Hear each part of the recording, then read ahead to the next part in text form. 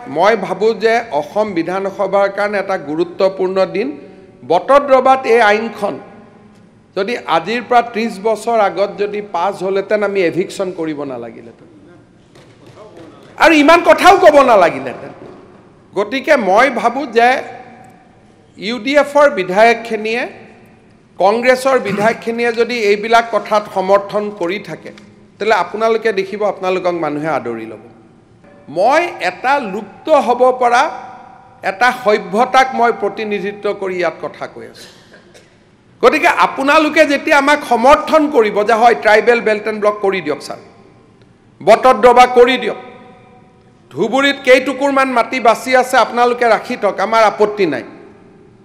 তেতিয়ালে তো কোনে আপোনালোকক না ক'ব কোনে আপোনালোকক বিৰোধিতা কৰিব কত্তৰতা যদি কৰি থাকে তো জিন যাব নোৱাৰিব সদায় কনফ্লিক্ট হ'ব সেইকাৰণে মোৰ এই হাউছত অনুৰোধ with a very positive note কোনো ইয়াত বিখাদ নাই কাৰণ আমিতো জানো আমি ষ্ট্ৰাগল কৰিব লাগিব এটা কংগ্ৰেছৰ যিখিনি আমাৰে কমিউনিটিৰ মানুহ তেওঁলোকে যি কৈ আছে ভোটৰ কাৰণে কৈ আছে ব্যক্তিগতভাৱে তো ঘৰত উল্টাই কয় যে দাদা ভাল কৰিলে বুলি এটোতো কোনো কথাই নাই এটোতো মইতো নিজে জানো যে what is the sentiment in Congress বা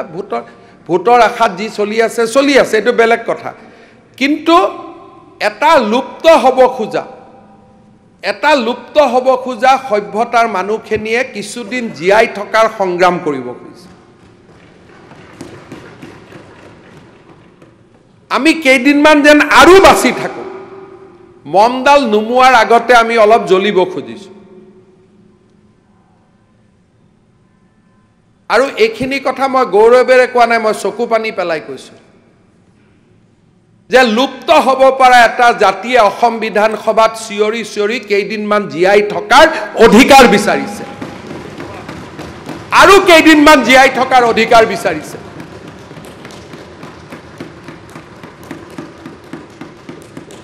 ধুবুৰী গ'ল গোৱালপাৰা গ'ল বৰপেটা গ'ল দৰং গ'ল নগাঁও গ'ল মৰিগাঁও গ'ল মানে মাটি বাৰীবোৰ গুচি গ'ল